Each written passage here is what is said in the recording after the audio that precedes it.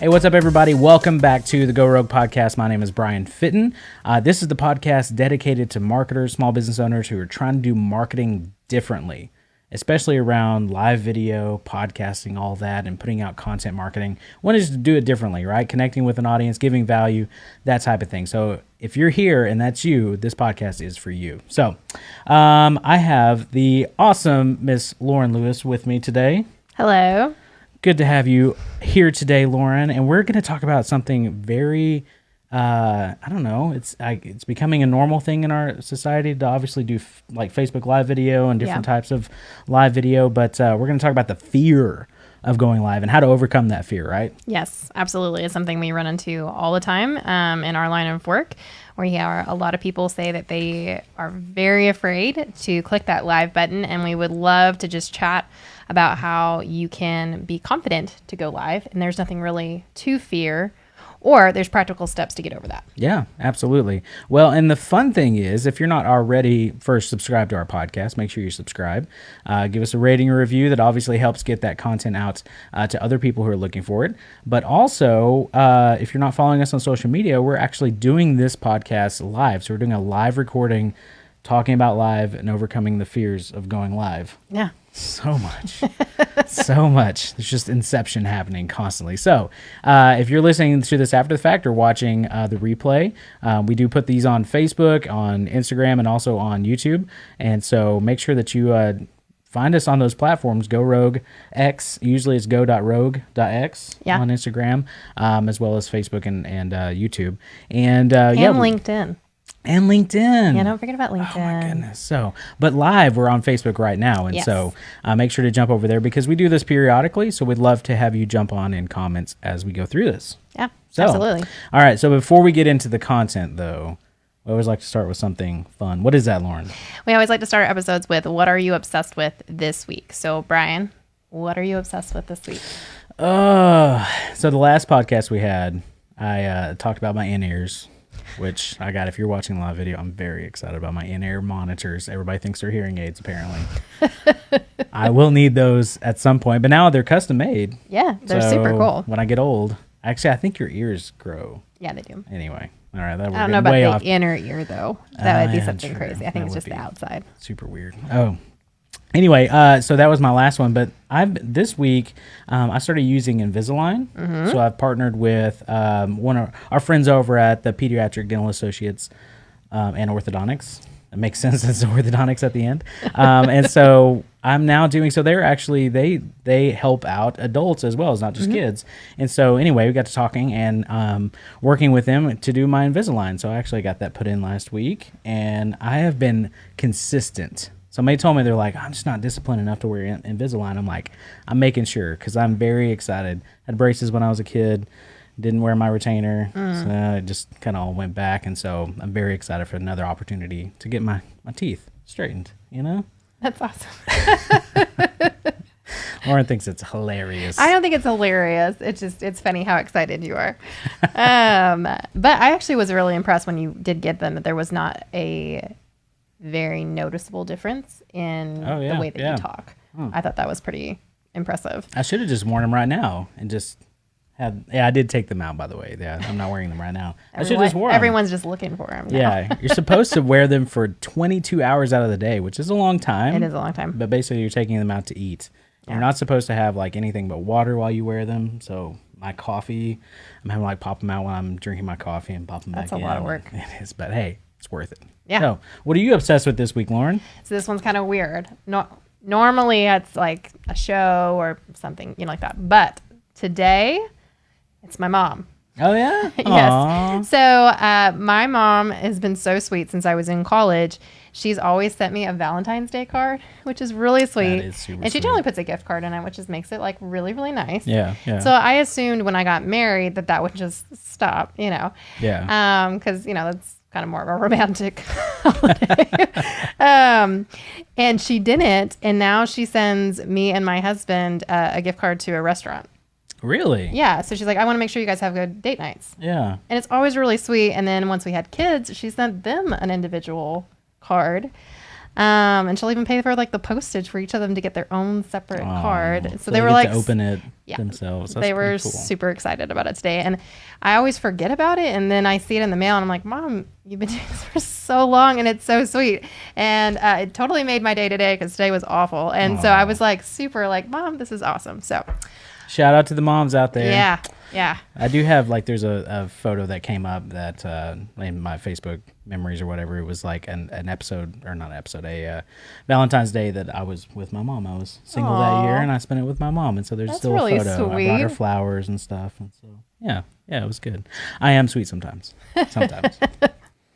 All right. So let's transition into overcoming the fear of going live.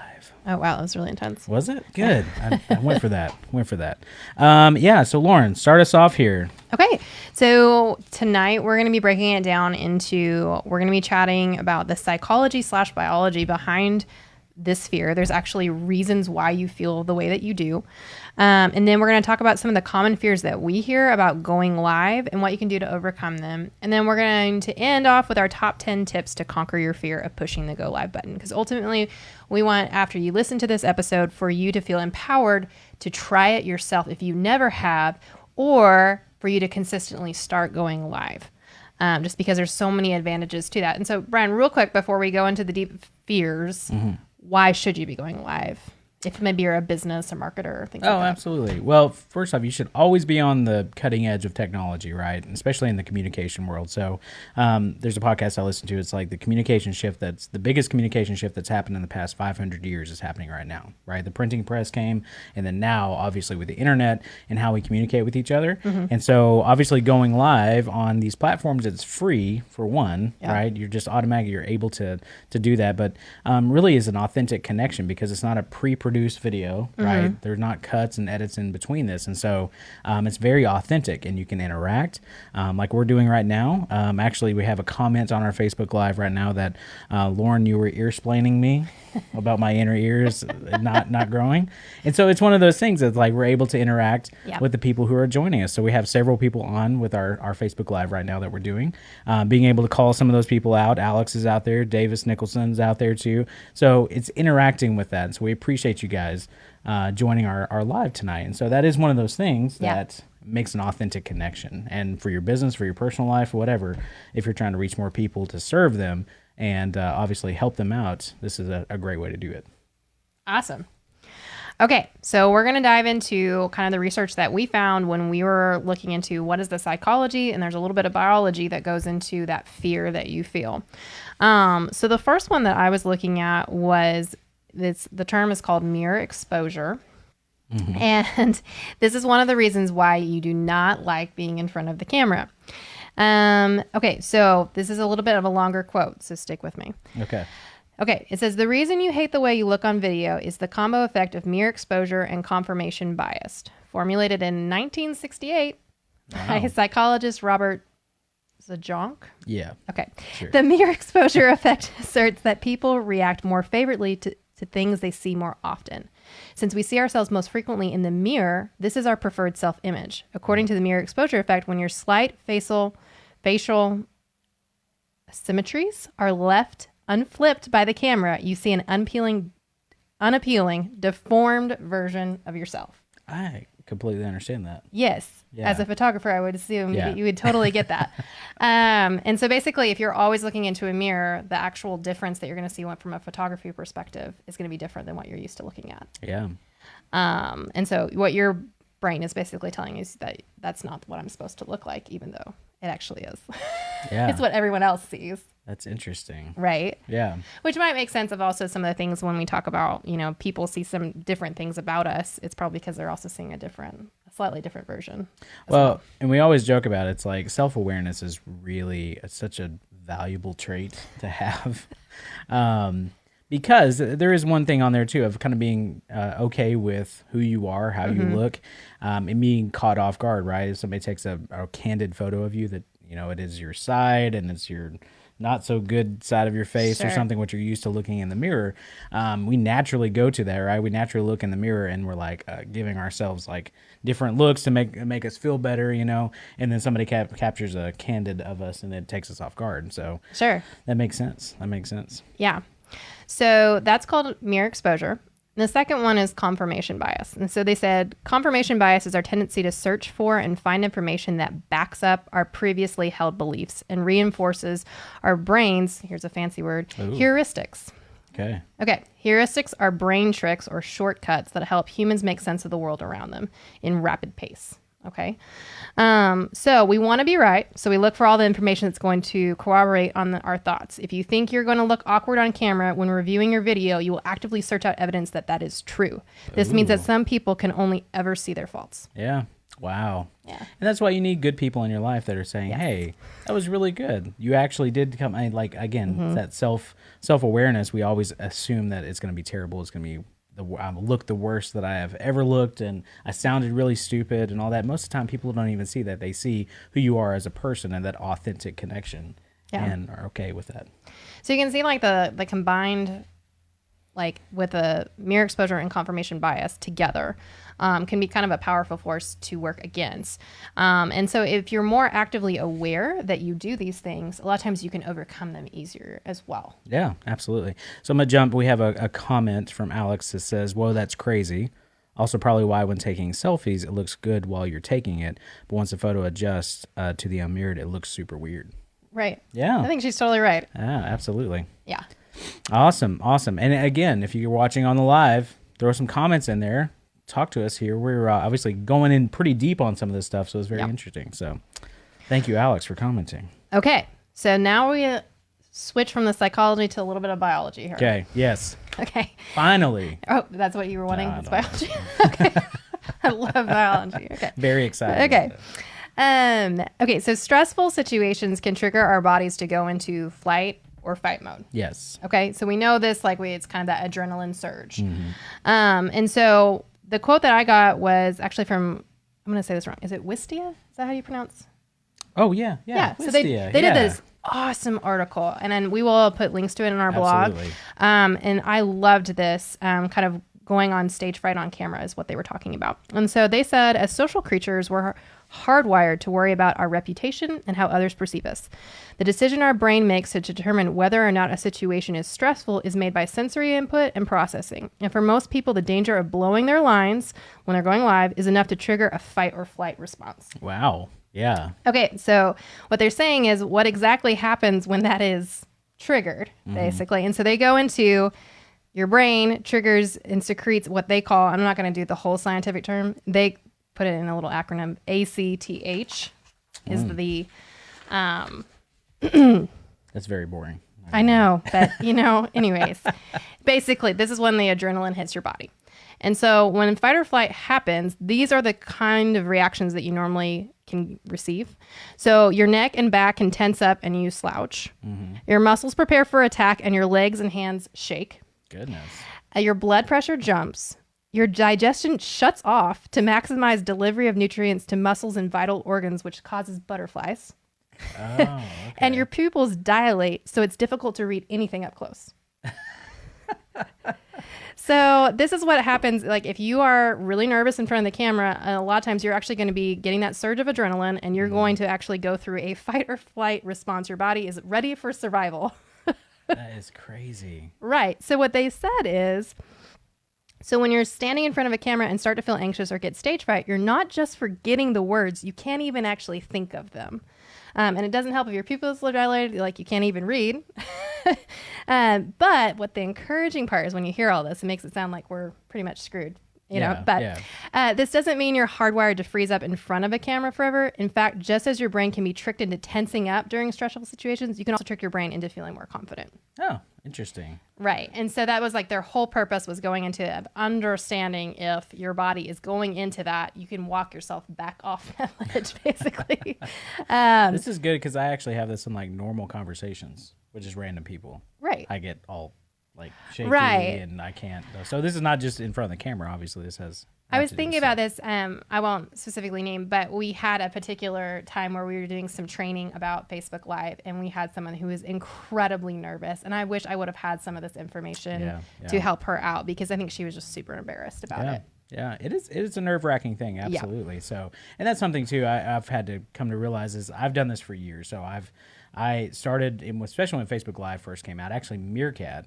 I was going to throw it back to. Do you remember Meerkat? Mm-mm. Okay, Meerkat was like one of the first streaming services that came out, and so I started interacting on that. And then when Facebook Live launched, I actually started a show called Light Chasers, where I interviewed other photographers and we did it live. Yeah. And so I forced myself to do that, to be able to interview people, to be able to get them on camera, make them feel comfortable, and make sure that I can kind of steer the ship as we're doing this, but also interact with the comments and different things like that. It's definitely intense. Yeah. And it's even more intense if you're just you talking directly to camera. So it's a big deal. Yeah. Absolutely. So kind of thinking about those things in mind. So we've talked a little bit about the psychology with like mere confirmation and confirmation, or mere confirmation. Meerkat confirmation. Mere exposure and confirmation bias. And then we also talked about the biology of the fight or flight. So these are kind of things that can be kind of working against you. But again, knowledge is kind of power in this situation, where you can really, if you're understanding that you might be hardwired to do that, preparing yourself ahead of time. And so that's kind of where we're going to go into, is the common fears that we hear a lot in our industry of why people, or excuses people might give to not go live. Yep. Or just natural responses. Okay, so the first one is, I'm not ready to do video. I'm not a professional. Okay, so how would you negate that one of saying you don't have to be a professional to go live? Well, I mean, one, we talk about it, you don't need professional equipment. So right now, obviously, we're talking in professional mics. Correct. We have lighting. We have a camera here. But most of the time, I mean, you can go live on your phone. I think people are becoming more and more comfortable with that. Yeah. And I mean, honestly, being able to say, I mean, I'm not professional is just one of those things that we always say, well, what are the questions that people ask you about your business, right? What are the most common questions? And I guarantee you, any business owner, anybody who's in a specific industry says, oh yeah, they ask about this and this and this and this and this. We talk about that. I mean, we're going to talk about it a little bit later of things to discuss, but a lot of times you just get in front of the camera and you feel like you have to have it all laid out perfectly, and you don't. I mean, you need to have a plan. But you don't have to be a professional about this. People don't want to see a professional. They don't want to see a news anchor, right? Yeah, they want absolutely. to see you. So yeah, and I think like practice makes perfect, and I think it really, I mean, just getting in front of the camera itself. And I think now that it's with your phone, it doesn't feel as intense. We have like a professional setup right now, and that's not the norm for most people. And so it's not as intense as staring into the actual circular lens of a camera. It's now just like your small phone, which you're used to taking selfies on. Yeah. You're used to taking videos on it. This difference is that you've just pushed a button to stream. yeah, absolutely. Well, in a way, and we may talk about this a little bit later, but a way to really get over that fear a lot of times is doing stories. And stories is a great way to be able to do short recorded clips if you're not completely comfortable going live in front of people. Being able to actually go through and like record those 15 seconds, like that helps get you comfortable with the camera. That's a really good tip. Hey, thanks. If you don't take we can shut it off now. Let's just go home. That was good. That was do good. Instagram stories. That's it. All right. So this one is actually probably, I would say, one of the most common that we hear is, what would I even talk about if I was to go live? Yeah, which we kind of hit on a little bit, right? Yeah. Talk about the things. It just depends on who you're connecting with, who your audience is. For us, we understand that, our marketing professionals and that type of thing, so we know who we're talking to when we're going through this. But if it is your customers or your business, you understand you're in it every single day. You know who you're dealing with. That's one of those things. It's like, I'm sure you can have frequently asked questions and just cover those. That's probably 20 different topics you could probably cover with just that. Absolutely. I think with a lot of times when we've sat down and we've started going through those frequently asked questions, then each one of those questions, you're like, oh, and we could also talk about this, and we could also talk about, and it's like, it just becomes a long list of 50 topics. Now, once you get through those 50 topics, sometimes you have to get a little bit of creative, but we like to talk about evergreen content. Evergreen. That's one of my favorite words. It is one of Brian's favorite words. Evergreen content is so great because it just never gets old, because you will continue. If you're a roofing company, I'm sure you get the same questions, and you could make videos of that every single year and update those. And we've actually done that with several people. It's like, Yep. well, I talked about this last year. It's like, well, is it old? No, Yeah. I can still talk about the same thing. It's always relevant. So it's relevant content. Yeah. So there's always going to be a lot of things to talk about. And I think one of the things that's great about live is that it's not like when you push the button, it's like, well, you have to go for 30 minutes. You can go for a shorter time, and you can work into the algorithms of what works best and all those kind of things. But for practice, for sure, I mean, if you need to start with shorter lives, that's okay. There's no rule that's gonna, you're not gonna get like a penalty flag or something. Nope, not at all.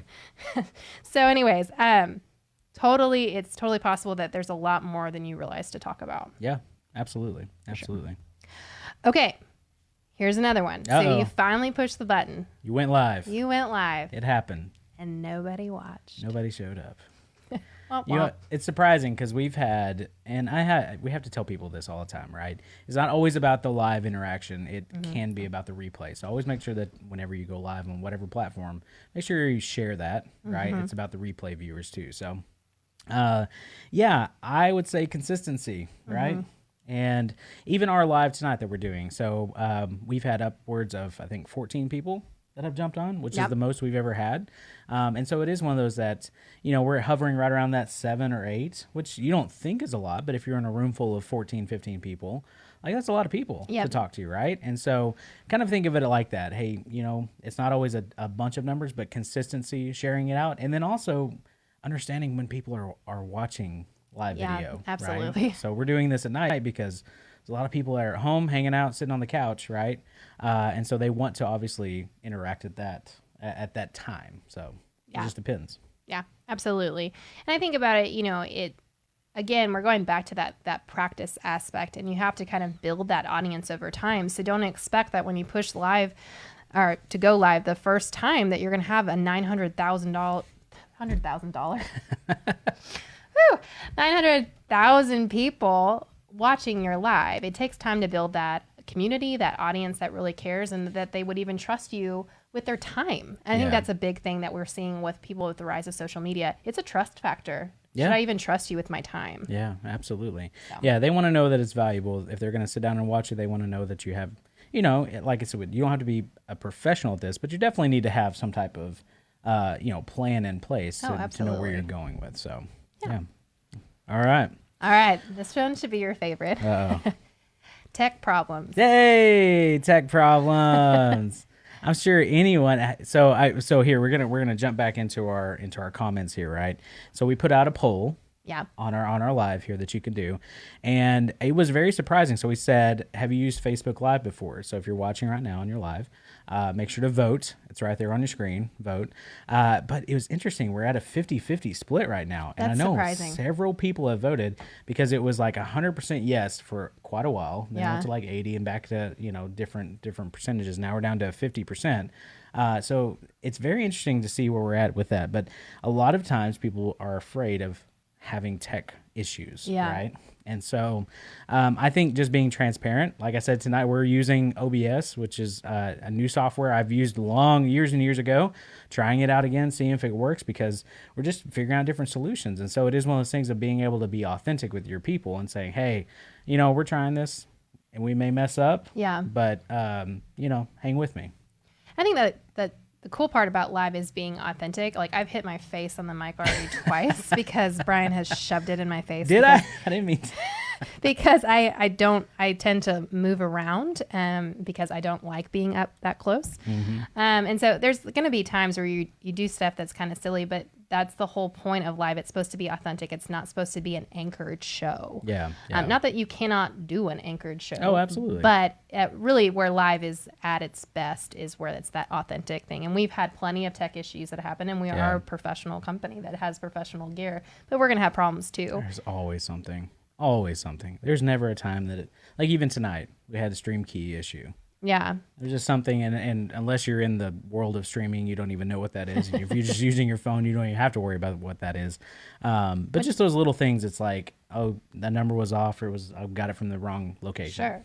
Just little things that happen. Which makes a really good point that actually the more gear that you get, the more problems that actually can happen. And so, you know, starting small and working that way to understand what you're doing. Don't just go out and buy a $1,500 camera. Yep. Yeah. You know, that you don't even know how to work. Well, and think that it's just going to solve all the problems, because it doesn't. No, so not at all. Yeah. But if you do want to talk gear, I'm all about talking some tech. Yes, and Very he exciting. really is into that. So please love drop it. your comments if you have ever had issues with Facebook Live or one of those things, or camera questions, because he likes to talk about them with me, and I'm not as interested. She's not. She's not. All right. Okay, so kind of on the same vibe, we had tech issues. The fifth fear that we were going to talk about was I'm going to embarrass myself. Oh. Okay. Yeah, that doesn't.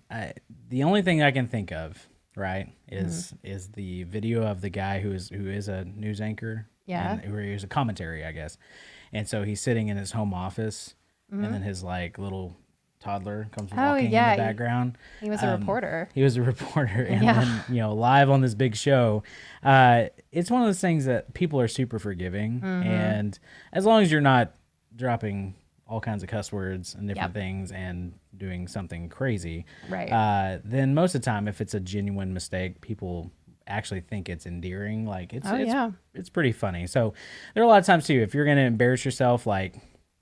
Sometimes honestly, everybody does, and that makes it even more authentic too. I think there's more of a connection with that. So Sure. And I think you're a lot more relaxed if you're not trying to be perfect. Yep. And that's something, I don't know if this is something we'll talk about later, but it's just more of a communication practice. But if you're trying to memorize everything that you're going to say, you'll mess up a lot more. Yeah. Just kind of being comfortable with what you're talking about, you're going to be so much more natural. And so don't be worried about making mistakes. There's always going to be things that are funny that happens, but if you're kind of confident in who you are and that it's okay, it's not the end of the world situation. I can understand if you are a marketer and you're representing a business that's not necessarily yours, there's a little bit more pressure there, and I get that. But still, being comfortable, if it's a place that you like to work at and being comfortable with what you do, normally you're very good at what you do and you understand what you're talking about. There's no really reason that you have to be perfect and completely rigid. Yeah, absolutely. Well, and just even that, I don't think even working for another company, you want to handle yourself professionally, like you said. But even in that, people make mistakes all the time when they come in businesses. So it is one of those things where you're like, they don't expect you in the business to be absolutely perfect all the time. Right. And so they shouldn't expect that on camera either. So absolutely. Yeah. All right. So we have, before we jump into our last one here, we're down to a 60-40 split. Have you used Facebook Live before? 60% of people say nope. And 40% say they have. That's actually higher than what I thought it was. So that's awesome. That's great. Maybe after this episode, they're going to be like, I'm going to try it. We'll try it out. All right. We're going to jump into the last common fear, which is, I do not like the sound of my own voice.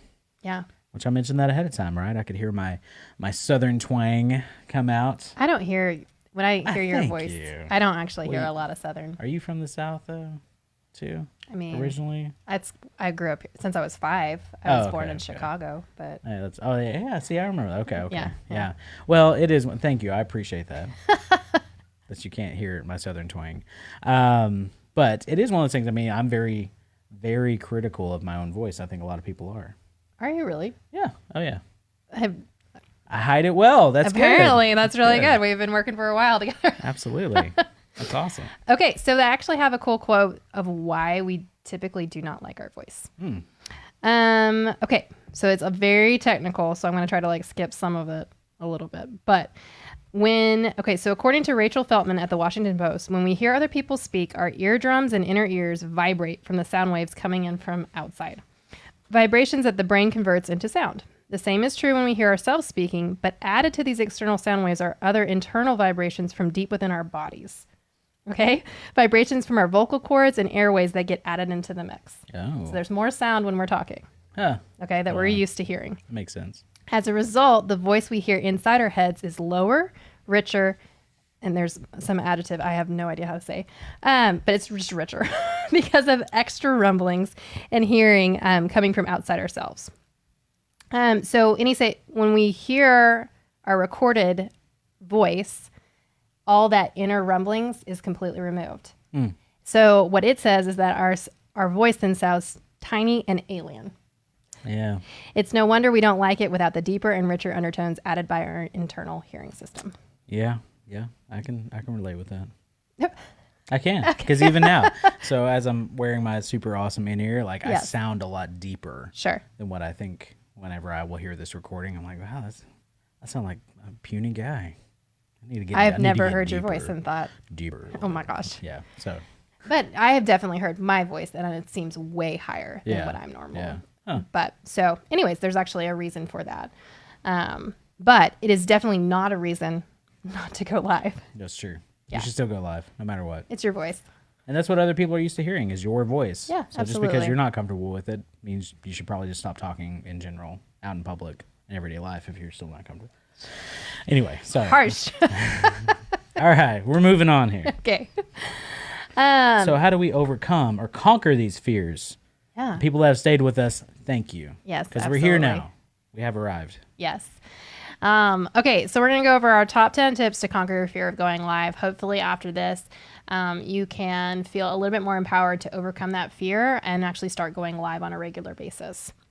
Okay, so the first one is to understand why you're uncomfortable and confront it. Okay, so we've talked about like the psychology, the biology, that there are reasons why you actually feel the way that you do. You're not crazy by any means. Yeah. But if you understand those things, you can move forward from that. Also understanding like if your brain is playing tricks on you, or do you have a negative image of yourself? And then it's a little bit of self-help talk here, but I mean, honestly, if you have a confident image of who you are, you're going to be more confident to push that, play button, a live. My goodness, I cannot talk tonight. The live button. The live button. You got it. And, it's kind of going back to that confirmation bias that if you're looking for yourself to look awful, you're going to find it. Yeah, true. And so understanding that and confronting that. Yeah, that is interesting. And like just your body image, how you feel like you look and sound. I think it's good for people to take photos, like see all the candid photos of yourself, right? Yeah. And just become comfortable so that way whenever you are on camera, it's not the first time you're seeing yourself. Absolutely. Right? Might be shocking. Yeah, and just be okay with it because there are people in your life that love you, hopefully. If not, we love you. Oh my gosh, Ryan. And so just be understanding of that, right? Just understand that there are people that care about you. And so this is getting real deep. Yeah, it is. I'm sorry. Just understand that people like you. I'm good enough. I'm smart enough. And doggone it, people like me. This is going to be really a hard transition to our next one. Oh, no. I hadn't read the next one here. Uh-oh.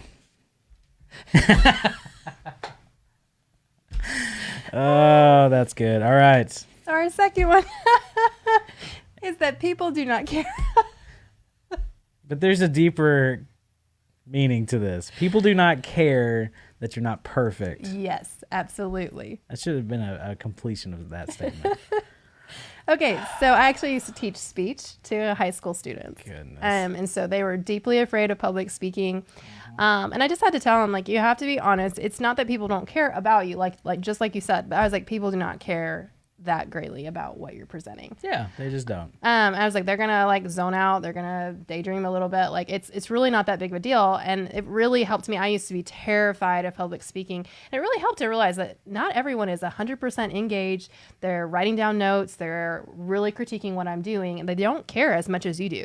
Yeah. And so really understanding like you are your own worst critic. Yeah. And you always will be. And people do not care as much as you do. And if you bring attention to a mess up or a mistake, a lot of times people didn't even notice that. Absolutely. Right? And so you bringing attention to it because you're nervous about it, a lot of times it is worse than just skipping over it, moving on. Yeah. And I think we've created so many videos with clients for ourselves and everything. There is no such thing as a perfect video. No, not at all. There's always things that you could have done better, even from a speaking, from a shooting perspective, editing, all of the things. There's nothing that will ever make it perfect. And so if you're trying to achieve that, you're going to fail every time. And so, just finding those measures of success that are important to you is important as well. Yeah, absolutely. That's good. Okay. That was an okay transition. We're okay. We survived that transition. We're good. We're good here. Okay. So the next one, and I apologize, our numbers on our Google Doc they're all number one. So if I get off track, I apologize. The 10 number one things you should do. Was to breathe. My Apple Watch reminds me of this all the time, and it's usually in a stressful situation. Yeah, it does. And it hasn't while we're doing this podcast. That's so good. Phil, Mine told me to stand up. It's like, you better stand up. Yeah. You've been sitting too long. But just breathing is good. And actually, those exercises on your Apple Watch are good. Yeah. So just kind of Absolutely. Yeah. So when I was actually doing some research about the fight or flight thing, that was one of the ways that you can overcome that, is that if you are like hyperventilating, your body is saying you're in a stressful situation, it's going to continue to feel that way. So if you start to breathe, you can trick your body into actually starting to calm down and say, I'm not in a stressful situation. I'm okay, which you're not, because you're in front of a camera. It's not going to attack you. So breathing is actually a really important thing to help you feel safe and relax, and then naturally, then you can actually start thinking clearly. You can actually see what you're prepping with, all the things. When you feel so mad that you want to roar, just take a deep breath. Count to 4. Daniel Tiger, shout out there for all the toddlers Daniel watching. Tiger. He understood. He knew what was up. Just saying. Wise Daniel Tiger. Oh my goodness. All right, moving on. All right. Number 1. Yeah. I'm waiting on you. Oh, me. Oh. Yeah, I'm waiting on you. Look just past the top of the lens. So when you're on video, right, and this is more when you have a camera. Yeah. Right? So we have a camera right now. I'm looking at the top. Mm-hmm. And anybody can comment right now and say that I'm not. That or Caleb bouncing. Yeah, for real. But look at the top of the lens, it actually does. It makes it a little bit easier because like we have a little mark at the top. I'm seeing Zeiss because that is a really nice lens, and I'm very proud of that lens. Shout out to Jason Miller of Red Barn Studio. Doing some trade out work and getting some nice lenses here. But yeah, that helps obviously, because if you're looking directly into that lens, it does get intimidating because it looks like an eyeball staring right back at you. What was in The Office where it was like an old salesman trick where it's like you look at the middle of their forehead? Dwight says that to Angela. He's like, I'm looking. It's like, oh yeah, don't. She's like, I can't look in your eyes anymore. He's like, oh, don't. Just look at the middle of my forehead. That's an old sales trick. So there you go. It's an old live video trick. Just look at the top of the lens. Sorry, I went way off track with that. No, that's completely fine. But I mean, there are small tricks that you can do to make yourself feel a little bit more comfortable. Yeah, absolutely. Yeah. That was really good. Okay. So this one we cannot harp on enough, but practice makes perfect. Yep. So if you only go live once every other month, it's never going to feel comfortable because you're not doing it very often. And so doing it all the time, before your first live, you can also practice before you go live, actually just click a record button on your phone and everything, and just actually see yourself on video so you're a little bit more comfortable doing it. But do not let that stop you from going on live. Oh, absolutely. Yeah. Absolutely. Because even in a live situation, you figure out there's no do-overs. Yeah. So I have to, like a mental game to where you just push through.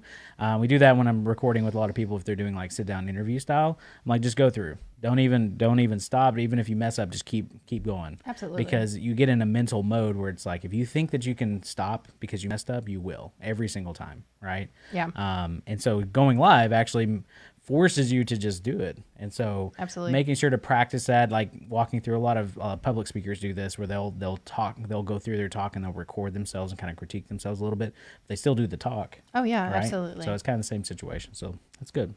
I think like the more, I had not gone previously to working with you, Brent, I had not gone live.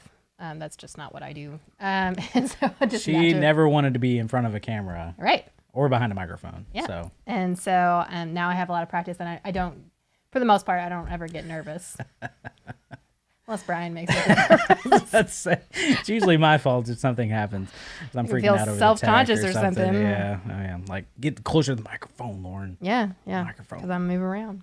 I'm going to do that for you. Please don't. All right. All right. So this seems like obvious, but I feel like it needs to be said. If you look good, you feel good. So, I mean, just a common trick, if you want to feel confident, dress confidently. Mm-hmm. Like, don't wear the thing that you're like, well, I kind of look fat in this shirt. Don't wear that shirt the day you're going live. Yep. I do that a lot, actually. Just even our podcast recordings, there's a lot of things I'm like, man, I shouldn't have worn this shirt. And, I mean, it really does. It affects your performance or affects your engagement. And it's not even about you. It's about the people you're trying to serve.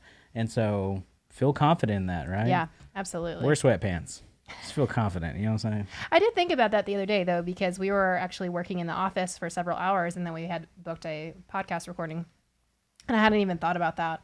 And by the end of the recording, I realized I had never, checked my hair. I hadn't done anything. I was just so, into the... Just going. I was just going, so I probably looked pretty bad, but it's okay. Yeah. I was going to say something, but I didn't. So. Oh, yeah. All right. That is why I get self-conscious. Just teasing. All right. So prepare what you are going to say. Is that the thing? Yeah, that's the next one. Yeah. So it is good. We talked about this, having a plan. Yeah. Right? We always talk about 3 bullet points. If you're going live, obviously this is an extremely long live. Yeah. And not typical of what we tell people or work with, right? 10, 15 minutes, 20 minutes, roughly where you want to stand. Yeah. Because that gets the most engagement. That's enough time to deliver some content. Most of the time, if you're turning it into a podcast episode, 20 minutes is a good time for people to drive to work or drive to drop their kids off or whatever, right? Or run on the treadmill. But practice what you're going to say. You usually have 3 bullet points. And do not memorize. Nope, don't memorize. And also have 10 number ones. Yeah, because that's not confusing. Not at all. That last one was, don't do that. All right. All right. Number 9. I just said this. Focus on your audience, right? Yeah, you did, actually. I did. So number 9, focus on your audience, not you. It's not about you. Sorry. Yeah. It's just not. It's Back not to about the people you. that people don't care. People don't care. They love you, but they don't care. Yeah, but like, I mean, again, that's what we always talk about. Like, I had somebody, I'm in a podcast group, and somebody's like, hey, are there too many business podcasts out there? And it's like, well, it just depends on who you're trying to serve, right? Absolutely. I listen to multiple podcasts, different marketing ones, and I like each specific podcast for the host. Mm-hmm. Like, I feel like I connect with them on different levels. I like the way they joke or how they address topics. So you never know. You find your voice, but it's all about your audience. Absolutely. I mean, you nailed it. Hey, thanks. There you go. Yeah. All right. Thanks. All right. It's the last one, right? Yep. Go ahead. Okay. Prepare for mistakes.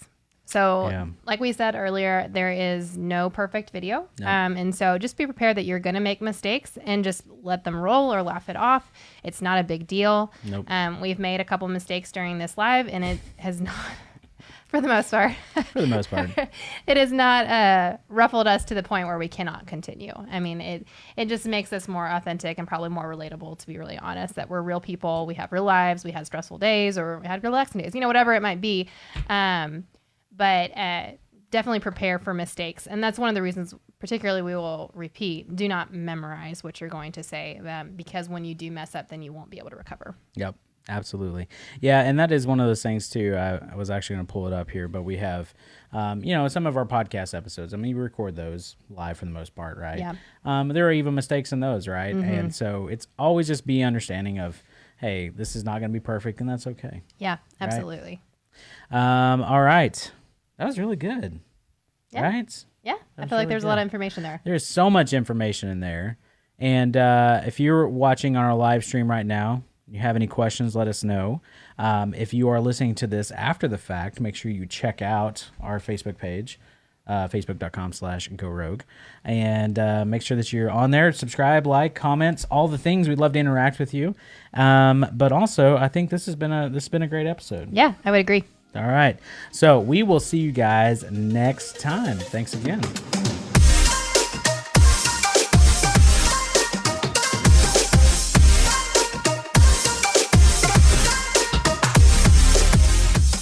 Rapid fire questions. Let's go, Lauren. Okay. Where would you go if you were invisible? I was invisible. Oh, that's so weird. I know. It's kind of a creepy question. That is super creepy. I know. But so I don't care which side you're on. Yeah. But if you were invisible and you could walk into the White House where no one's in performing, what is going on in that place? Like, you would be so, it might be interesting or scary. I don't know. I think it'd be interesting. Okay, mine would actually probably be, it's like a travel back in time thing. Yeah, you're just invisible. I'm just invisible. Why can't I add things to this? Oh, gosh. Okay, well, I was thinking, it'd be cool to be in the garage with, like, Steve Jobs whenever, him and Wachowski's, like, coming up with the first. That's very specific. Yeah, but that's current time, you're invisible. Current time. Maybe see what Elon, like in the boardroom with like Tesla dealers or like the designers of Tesla. That would be kind of cool. I'd be like hanging out in there, right? That's cool. Yeah. It's not creepy. That's cool. Yeah, it is it's a one that definitely verges on the creepy side. It does. Yeah. But, So, again, we're recording this live. So, if you can, in the comments, answer that question. Where would you go if you were invisible? Yeah. All right. Next question. Okay. What is the last item you purchased for yourself? So this isn't like I went to Walmart and bought bananas. I'm saying an item that you like picked out, like kind of like a treat yourself item. This shirt. Really? Yep. Wow. That was easy. It was. Didn't expect to buy it and saw it. And shout out to my Whoa Wait Walmart peeps. Oh, it's from Walmart? It is. That's a good shirt. Wait, Walmart? Yep. They've inspired me, actually. I'm starting to be like, you know what? I need to look through this stuff. They got some like kind of hidden things in there. They're trying. So, yeah. They're really trying. They really are. They got some cool stuff. Yeah. So, proud of them. And it was like $7. It was on clearance. I'm cheap, okay? So, $7 shirt is awesome. Yeah. What about you? I think I bought just 2 fun, like, Apple Watch bands. They're like the really cheap, just colorful, fun ones. They're not going to last me a lifetime by any means, but just more fun that weren't like the professional, like I need to look. Because, around here we're extremely extremely professional. I don't know. They were kind of fun. So yeah, gotcha. Okay. Not very exciting, but Okay. not as exciting as a Walmart shirt. Dude, seriously. And they did say, they're like, hey, when you're, changing your dressing room or whatever, like take a shot of like you in the shirt. You know what it was? It wasn't the last thing I bought. It was the Scentsy that you didn't bring. No, that's not my fault. Alex Fitton, if you're out there listening, watching right now. So sad. Lauren is very sad that she didn't get her Scentsy today. So sniff the wax bars. All right. Hey, we're out. That was good.